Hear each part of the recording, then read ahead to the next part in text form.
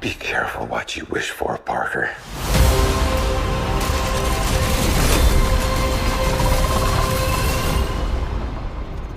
Hello, Peter.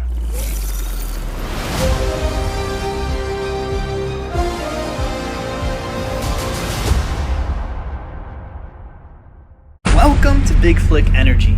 About 2 weeks ago, the internet was broken by the No Way Home trailer. While it still kept us wondering if Tobey and Andrew are going to be in the film, it gave us our first look at Green Goblin, Electro, maybe Sandman, maybe Lizard, and none other than Dr. Octopus.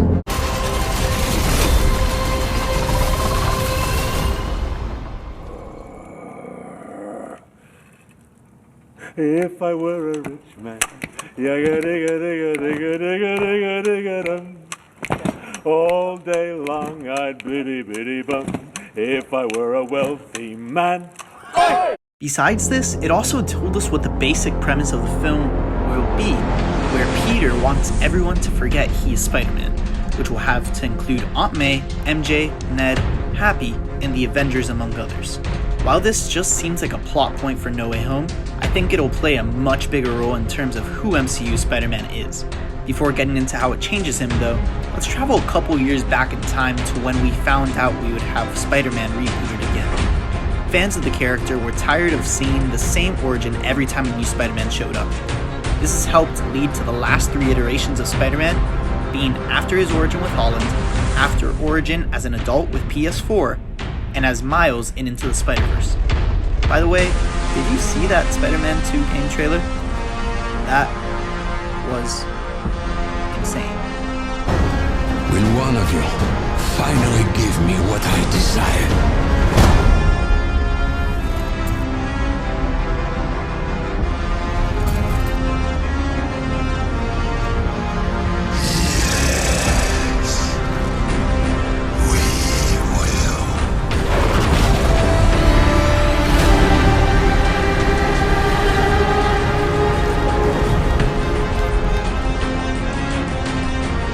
Despite them taking away Spidey's origin, the only problem is Holland Spider-Man also lost a lot of what people wanted in Spider-Man.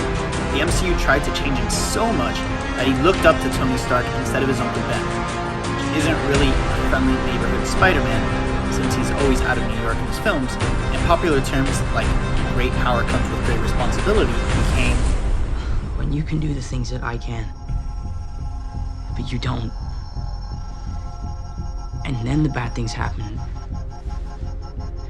They happen because of you. So that one isn't too bad since it still shows the same message, but when you have spider sense become something like... Hungry? Oh, so sorry. I thought that you could sense that with your Peter tingle. Please do not start calling it my Peter tingle. Then we have a problem. This is also a Spider-Man who is extremely careless with his secret identity when he's actually very careful about who he tells it to in the comics and other adaptations. People have been complaining about how far they went with him and are hoping they can make him more comic accurate in those ways. Well, I'm here to tell you, No Way Home is actually going to make that happen. So let's go step by step of all the ways Holland Spider-Man will become more comic accurate after No Way Home. Also, before I get into it, I just want to say that I actually love Tom Holland as Spider-Man and think he does a lot of good with the character, with me even thinking he's the best overall Peter/Spidey out of Tom, Andrew, and Tobey. When I say best Peter/Spidey, I mean the best of both worlds, not the best Peter and the best Spider-Man. I, like others though, just want him to be more accurate to the comics. So here we go. With the trailer revealing everybody's gonna forget that Peter's Spider-Man, you have to remember his suit was created using Stark tech. Tech he was allowed to use because Tony and Happy knew him and saw him as the next Tony or even better. Without Happy knowing Peter is Spider-Man, there's no way Peter will have access to Stark tech. It will force him into keeping his suit he's using in No Way Home, or will make him develop his own handcrafted Spider-Man suit.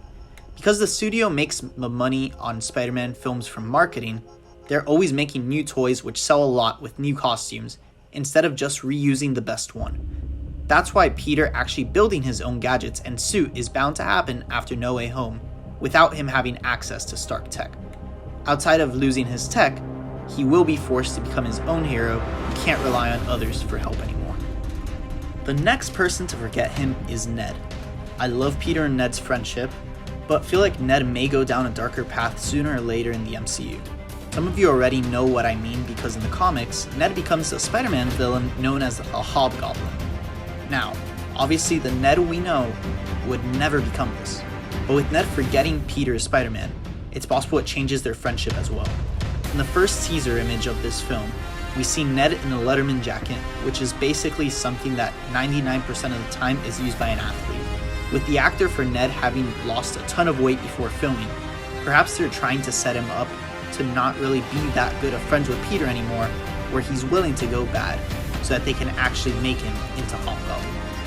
One of my favorite things about this trilogy of Tom Holland's Spider-Man is that in both of his films, the villain that we saw, we had never seen in live action before. So when we finally get characters like that, where we haven't been exposed to, unlike a Green Goblin or a Dr. Octopus, I think it's a great experience and it really allows us to see some of the rogues in Spider-Man's gallery. So hopefully, if this happens with Ned, we could see him being the main villain of Tom Holland's next trilogy as Spider-Man. Someone else that's gonna forget Peter's secret identity is MJ. Now I think Zendaya is a great actress, but I've personally never liked the Peter-MJ relationship in the MCU. At the end of Homecoming, Peter didn't have any attraction towards MJ, and somehow at the beginning of Far From Home, he became the biggest simp on Earth. It makes no sense. It honestly felt way too rushed, and felt like a lot of good could come from MJ forgetting. One option is Peter likes somebody who at that point doesn't like him back, and he can go down a similar journey as Toby or Andrew, where he has to work towards the relationship instead of it just starting so random.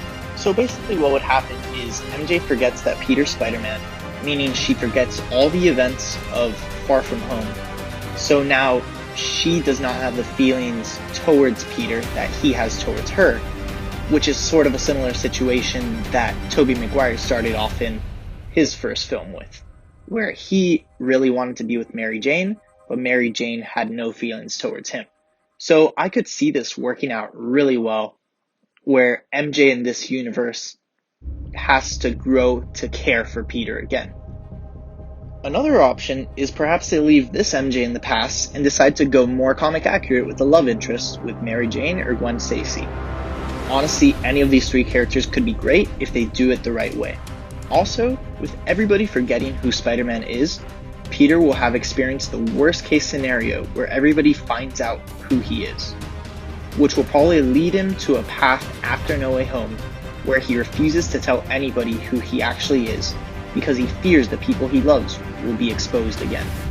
Peter will be forced to actually care about his secret identity instead of just revealing it to everyone he gets somewhat close to. Outside of memory loss, if Tom does meet Andrew and Toby in this film, which seems pretty likely with 4K video leaking of Andrew filming on set, I wouldn't doubt these older, more experienced Spider-Men giving Tom advice on how to manage everything by staying closer to home as a hero and to take responsibility for your power instead of being so reckless with it. So, I know a lot of this may sound like me just being hopeful, but I actually believe we've gotten our first hint of a more comic accurate Spider-Man coming our way with the Marvel Zombies What If episode, where we finally got our first mention of Uncle Ben in the MCU. With all of the potential ways where Spider-Man can become more comic accurate and even gain a new villain, I'm extremely excited to see what's next for Spidey after No Way Home. We have to remember No Way Home is still being led by Tom's Spider-Man, despite there being so much else going on. So to see this film conclude with Peter realizing he has to become more grounded could be a great way to conclude Tom's first Spider-Man trilogy. Also, before I close this video off, a couple weeks ago, albums by Kanye, Drake, and ABBA broke the internet. But one other album came out around the same time by an up-and-coming rapper called Arthur.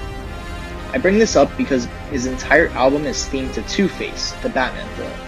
The album is called Mass Marauder and follows the origins of Two-Face, along with the songs alternating between lighter rap and heavier rap to keep that two-sided of a coin feel. You can find the album on Spotify or Apple Music. So, let me close the video out by saying thank you for watching this video. Please like and subscribe, and tune in next time to Big Flick Energy.